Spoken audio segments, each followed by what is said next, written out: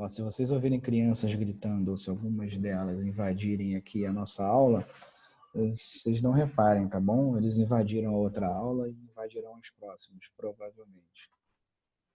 É. Mas eu estou tratando eles bem, fiquem tranquilos.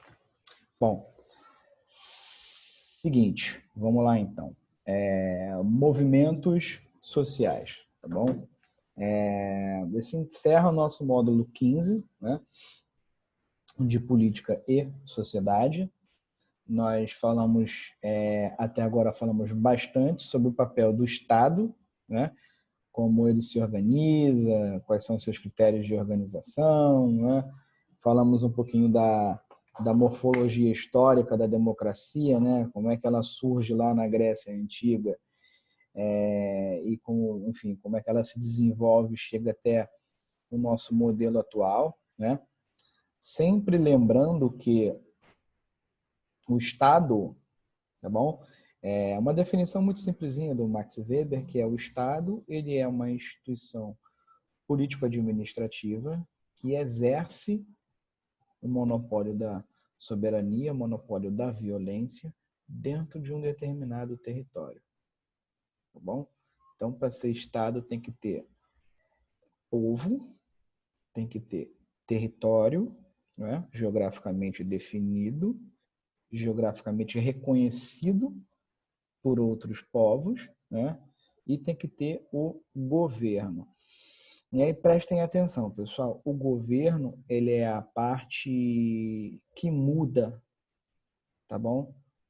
Do Estado. Por quê? O governo ele é composto temporariamente por um conjunto de pessoas. Ele pode ser um governo, por exemplo, ditatorial que dure, sei lá, 30 anos.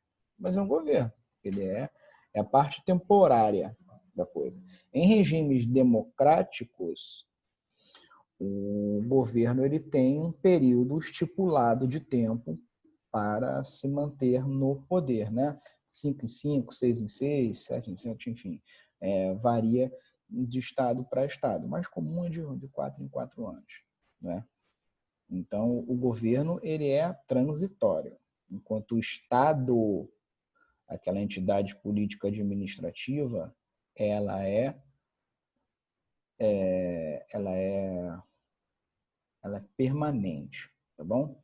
Claro, a gente tem que prestar atenção de que essa arquitetura do Estado ela pode mudar, ela muda ao longo do tempo, né? Já que a sociedade, enfim, o mundo muda, né? Ela pode mudar de forma orgânica, que a gente fala, né?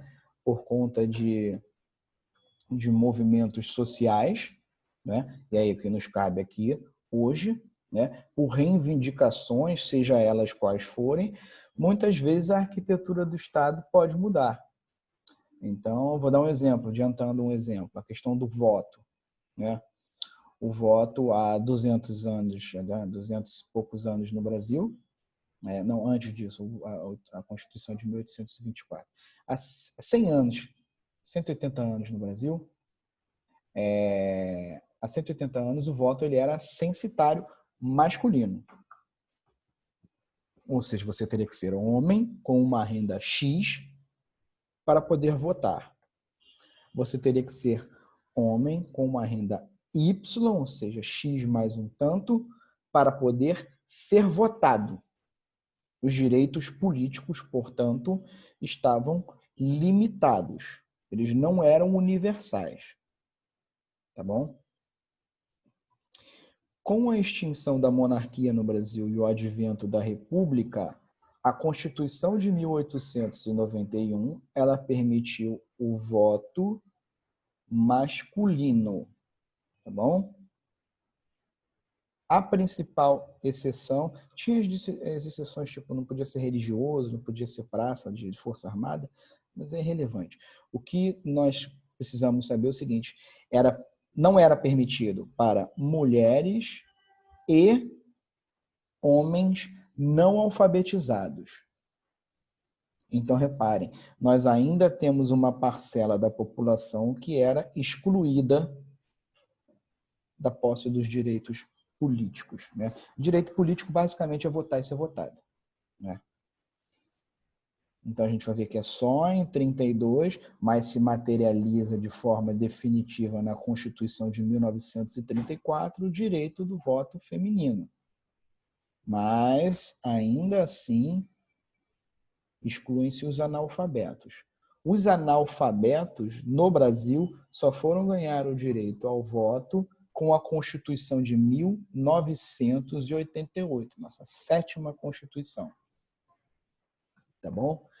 Então, vejam que a arquitetura do Estado, no que diz respeito a essa questão pontual dos direitos políticos, ela mudou ao longo do tempo, porque a sociedade mudou ao longo do tempo, com as suas demandas, algumas foram incorporadas antes, outras foram incorporadas depois. Mas o que é importante para a gente saber desse exemplo aqui das mudanças na arquitetura do Estado é saber que boa parte delas, e aí a gente está falando especialmente nos últimos... Opa, o Gabriel Liberato está entrando. E aí essas mudanças nós estamos falando aí dos últimos 250, 300 anos aí, mais ou menos, tá bom? Do século mais do século XVII para cá, mas do século XVIII ali no finalzinho, na segunda metade, muito intensamente no século XIX, tá bom? Essas mudanças, elas ocorreram por conta das mobilizações sociais, ou seja, grupos de pessoas de forma organizada, e a gente já vai ver de que tipo de organização eu estou falando, de forma organizada ou não, com estratégias ou não, reivindicaram mudanças para a sua condição de vida. Tá bom? Então, quando a gente fala de movimentos sociais, nós estamos falando, obviamente, de ações coletivas, que levam em consideração interesses coletivos. Tá bom? Então, esse primeiro ponto é uma definição mais simples que a gente pode ter do que é um movimento social. Então, são ações coletivas de indivíduos, aí acabou que eu digitei errado, mas com ideias, interesses e pretensões em comum. Então, um movimento social, seja ele qual for, ele tem ideia, interesse e uma pretensão, ele quer alguma coisa. Ele não é só uma multidão, ou seja, um aglomerado de pessoas, multidão que a gente chama em sociologia, um aglomerado de pessoas que está ali, seja lá por qual motivo for, né? Em geral está ali de uma forma muito caótica, não tem uma organização, né? Os primeiros sociólogos confundiram, né, movimento social com aglomeração, multidão, que é aquela galera que está ali junto, reclamando sabe-se lá do quê, insatisfeita sabe-se lá do quê, e querendo mudar tudo, mas não sabe como. Tá bom? O movimento social ele tem uma característica mais organizada, ele é mais direcionada. Ele pode ser tanto para mudar uma situação, como para manter. Então, por exemplo, no Brasil, um ponto polêmico. No Brasil, há movimentos sociais que defendem a legalização do aborto. Há movimentos que não defendem, que querem a manutenção da lei com relação ao aborto do jeito que ela está. Ok? Não nos cabe em sociologia fazer o julgamento, quem está certo, quem está errado, é irrelevante para a nossa aula.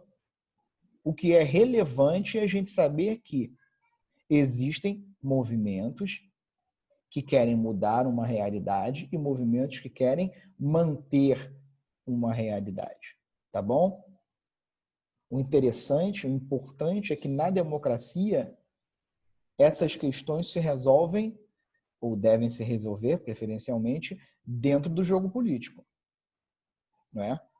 Sem imposição na base da força, seja de um lado ou seja de outro. Tá bom? Eu estou colocando essas definições aqui porque elas não existem no livro de vocês, tá bom? Esses slides já estão lá na pasta de vocês do Classroom, tá? Ora, os movimentos sociais, eles têm aqueles mais organizados, né? O movimento social é necessariamente organizado, tá bom? Ele tem uma proposta, tem um conjunto de intenções, estratégias e objetivos. Mais uma vez, para mudança ou para manutenção. Então, o movimento social, por exemplo, movimento dos trabalhadores sem terra. Eles têm uma intenção, né? Fazer reforma agrária no Brasil, né? Sua intenção é discutir. Opa, minha conexão da internet está instável. A intenção é fomentar essa discussão. O objetivo, promover uma reforma agrária, tá bom? E eles têm as suas estratégias, ocupando terras improdutivas que pertencem à União, tá bom? Ou terras improdutivas que pertencem a terceiros. Se a gente concorda ou se a gente não concorda, mais uma vez é irrelevante, tá bom? Não é esse o ponto. A gente não precisa concordar com tudo que todos os movimentos sociais propõem. A gente, como sociólogo, precisa compreender, tá bom? Eles têm uma ideologia, né, que é uma concepção de mundo e de sociedade, tá bom? E essa ideologia, ela dá base para os desejos de mudança ou de manutenção. Grupos, por exemplo, religiosos, que são contra a legalização do aborto. Eu estou dando exemplos contraditórios, tá bom? Para a gente pensar os diferentes lados dos movimentos sociais. Beleza. Eles têm uma concepção de um mundo e de sociedade, né? Baseado em suas concepções, suas ideologias religiosas. E essas concepções servem de base para as suas propostas.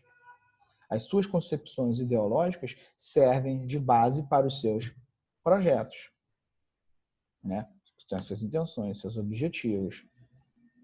Então, diferentemente, por exemplo, de uma pessoa, de um grupo que seja a favor da legalização do aborto, esses dois grupos, eles têm concepção sobre o que é vida, sobre o direito à vida, sobre quando a vida começa, sobre quem tem direito ou não de exercer poder sobre o feto, diferentes. Por isso que eles têm objetivos diferentes. Né? Mais uma vez, irrelevante quem está certo ou quem está errado. A sociedade ela é um palco de conflitos, né?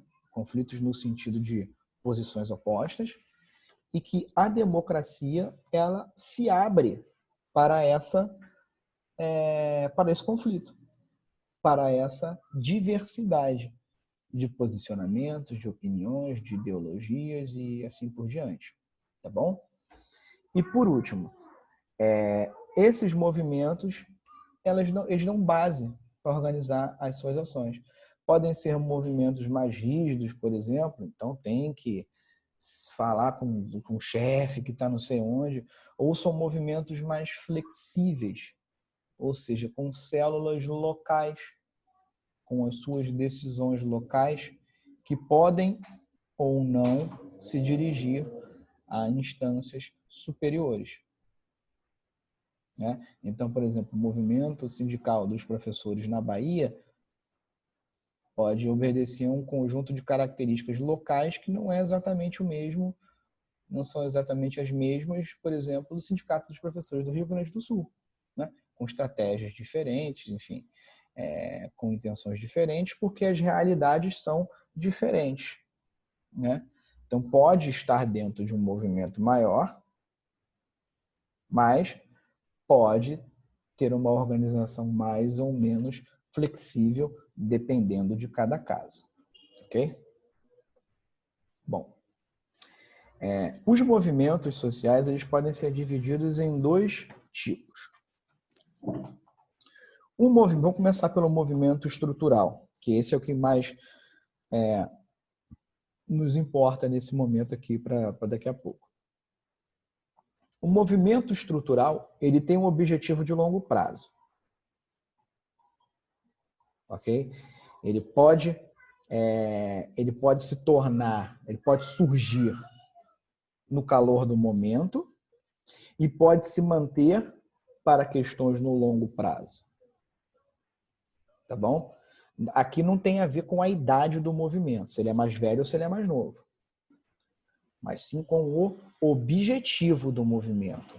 Se é de curto prazo ou de longo prazo. Um movimento social de característica estrutural, ele quer mudar a estrutura da sociedade. Estrutura, você pensa no pilar de uma casa. Tá bom? O pilar de uma casa, o pilar de uma construção, ele é tão importante que se você derrubar, você mexe com todo o resto da construção. Um pilar da sociedade é a mesma coisa. Se eu tiro uma coluna, se eu tiro um pilar de uma casa, é possível que ela não caia imediatamente. Mas a tendência é que a ausência desse pilar, a ausência dessa coluna, ela vai interferir, sim, pode ser mais, pode ser menos, com todo o resto da estrutura. Tá bom? Vou dar um exemplo simples aqui. A escravidão no Brasil, ela fazia parte da nossa estrutura econômica. Então, a nossa economia se organizava em torno da produção, do trabalho, perdão, escravo. Okay? Quando ele acabou, houve uma reorganização da nossa estrutura econômica. Total e completa? Não. Não. Então, por exemplo, o Brasil continuou sendo um país agrário exportador. Agora, com relação à mão de obra livre. No longo prazo, mudou total e completamente? Essa é uma questão mais complexa, né? Posto que ainda há, hoje no Brasil, situações de trabalho análogas à escravidão. A escravidão não existe mais, né? A escravidão no sentido de eu comprar outro ser humano, né? Como se fosse um produto, um trator, e ele ser de minha propriedade. Isso não existe mais. Eu não compro nem vendo mais seres humanos. Mas o trabalho é análogo à escravidão porque a situação de trabalho é extremamente ruim, parecida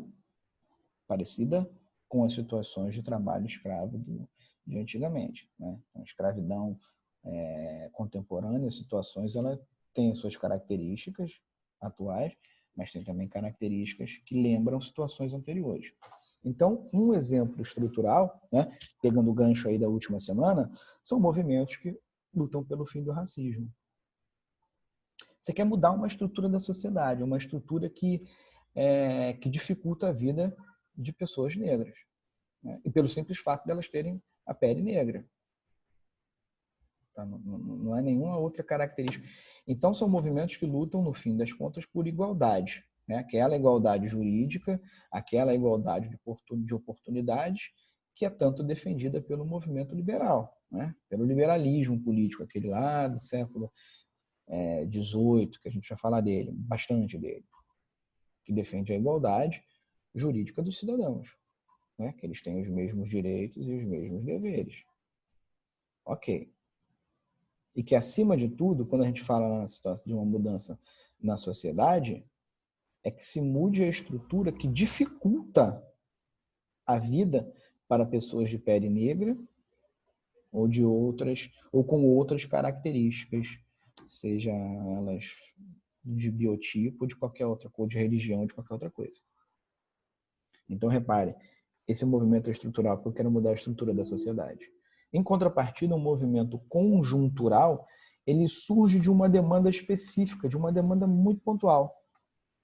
Tá bom? Opa, desculpa. Opa. Ele surge de uma demanda pontual. Então, por exemplo, eles podem mudar, tá bom? Mas manifestações sobre o preço da passagem. Então, digamos que o preço da passagem em Itabuna aumente muito, sei lá, triplique. Então, é possível que a sociedade civil, né, conjunto de pessoas, se organizem em movimentos, né, com o objetivo de baixar o preço da passagem. E aí pode ser por manifestações na rua, por entrar no... por acionar o Ministério Público, né, por pressionar a Câmara de Vereadores, o prefeito, ou a empresa, enfim. As estratégias são diferentes.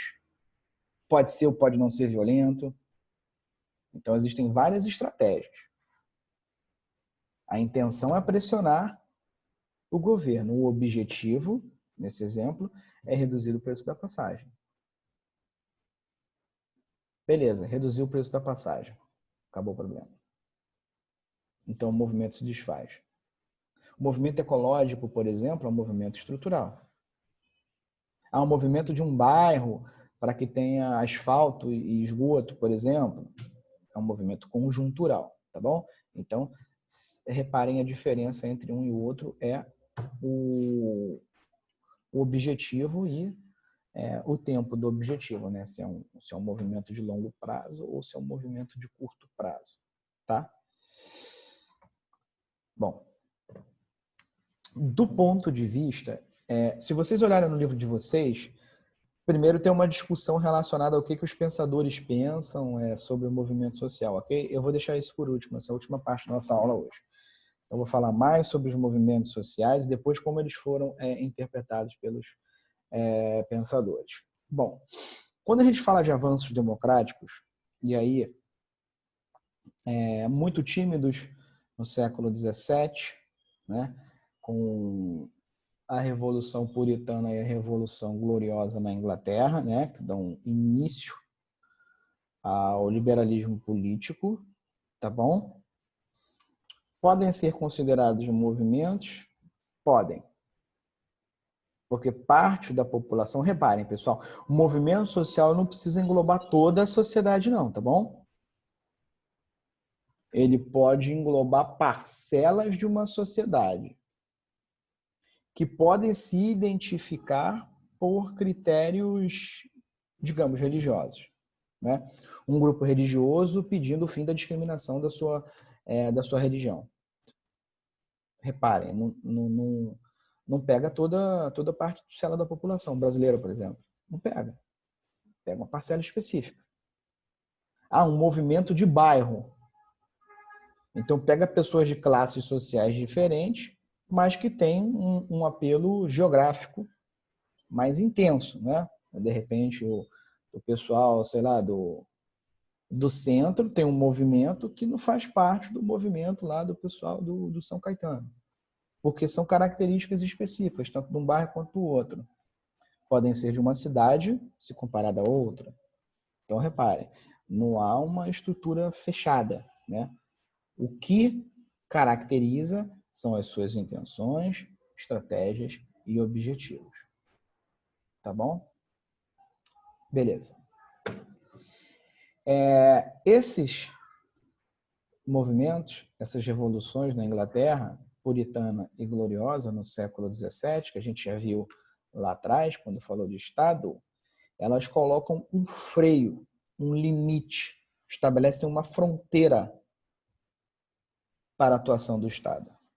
Dizendo Estado, que antes se queria absoluto. Você não pode tudo. Existe um conjunto de direitos dos indivíduos que devem ser respeitados pelo Estado. Exemplo, o direito à propriedade. Então, minha casa é minha. Ninguém, absolutamente ninguém, pode entrar na minha casa sem a minha autorização ou sem a autorização da justiça. Mas a autorização da justiça para que, por exemplo, policiais entrem na minha casa tem que ter uma justificativa legal. Tem que estar lá prescrito na lei. Como ordem judicial, um policial pode entrar na minha casa, inclusive sem a minha permissão, né? Sem a minha permissão. ou em flagrante delito. Então, estou cometendo um crime ali, estou, sei lá, falta pouquinho tempo para a gente acabar aqui, tá bom? Quando estiver acabando, eu aviso vocês e a gente volta. Então, em flagrante delito. Então, por exemplo, eu estou cometendo um crime ali, sei lá, estou vendendo armas. Ilegal, obviamente. Se um policial, por acaso numa ronda, passa e vê, ele não precisa de autorização judicial para invadir a minha casa, porque eu estou cometendo um crime. E o policial existe essa previsão legal para ele poder invadir a minha casa e efetuar a prisão. Tá bom? Então, reparem, tirando essas exceções, não pode. De jeito nenhum. Então, reparem bem, o policial é um agente do Estado. Então, reparem como eu estabeleço um limite para a atuação do Estado. O Estado não pode tudo, né? Antes podia. Isso não é um avanço? Isso não veio por meio da mobilização de um grupo? Isso não atingiu um grupo, um conjunto de pessoas, né? E não se tornou, nesse caso, um benefício? Então, reparem bem, é uma conquista social. Né? É o segundo tópico aí que a gente vê. Quando eu digo que há uma relação direta com as conquistas sociais, entre as conquistas sociais e as mobilizações coletivas, o que eu estou querendo dizer é o seguinte: salvo exceções, né, pontuais, o Estado não muda se a sociedade não pressionar para a mudança. Pelo menos não foi assim nos últimos 200 e poucos anos. Minha internet está estável, instável. Pelo menos não foi assim nos últimos 200 anos, 200, 300 anos. Nesses últimos 3 séculos aqui, sim, os grandes avanços, as grandes conquistas sociais, elas têm relação direta com mobilizações coletivas. O resultado pode nem ser exatamente o que o grupo queria, né? Mas pode demorar um pouco menos, pode demorar um pouco mais, né? Variando de cada caso, cada realidade. Mas foram essas revoluções burguesas aí do século XVII, com as revoluções da Inglaterra que a gente já viu, no século XVIII, com a independência dos Estados Unidos e com a Revolução Francesa, né? Toda a Revolução dos Estados Unidos e a independência dos Estados Unidos, perdão, e a Revolução Francesa tem influência diretíssima do movimento iluminista e do liberalismo político. Ou seja, o liberalismo político ele defende a soberania popular. O poder político emana do povo, né, que o exerce, no caso do Brasil aqui, todo o poder emana do povo, que o exerce mediante os seus representantes. Prefeito, vereador, presidente, senador e assim por diante. Tá bom? Soberania popular. O sujeito só pode chegar ao poder se for posto lá pelo povo. Ótimo. Igualdade jurídica. Porque vivia-se em uma sociedade estamental, em que as pessoas eram separadas pelo seu nascimento. Então, se você nascia plebeu, você tinha um conjunto de deveres, muito poucos direitos a serem respeitados, e que poderiam ser desrespeitados e que eram desrespeitados, já que o Estado era mais forte do que a sociedade. Ou se você nascesse nobre, você tinha um conjunto de privilégios, de direitos, de vantagens se comparado ao plebeu. E isso porque você nasceu na família A ou nasceu na família B. Do ponto de vista iluminista, né, do liberalismo, isso é absurdo. As pessoas nascem... O primeiro artigo da Declaração dos Direitos do Homem e do Cidadão, da Revolução Francesa. Todos os homens nascem livres e iguais em direito. Então, ninguém nasce escravo, ou seja, só nesse pequeno trecho eu estou defendendo a liberdade e a igualdade jurídica. Direitos e deveres iguais para todos os indivíduos, independente se nasce no norte, no sul, na família mais rica ou na família mais pobre. Ok? O Estado passa a ser defensor dos direitos naturais, que a gente já falou. vida, liberdade e propriedade, de acordo com o John Locke. John Locke vai ser a principal influência, tá bom? Bom, quais foram essas conquistas ao longo dos últimos 300 anos? A gente também já falou um pouquinho. Primeiro vieram os direitos civis, que são os direitos individuais, liberdade, propriedade e igualdade, tá bom? Liberdade de quê? Liberdade de confissão religiosa. De eu ter religião A ou religião B ou não ter religião nenhuma. Isso independe para eu exercer os meus direitos. Se eu sou católico ou se eu sou ateu, ok. Eu tenho o mesmo conjunto de direitos enquanto cidadão brasileiro. Não faz diferença nenhuma. Tá bom? Porque eu tenho liberdade individual para exercer a minha religião ou a minha não religião. Tá bom? Direito de propriedade. Tá bom?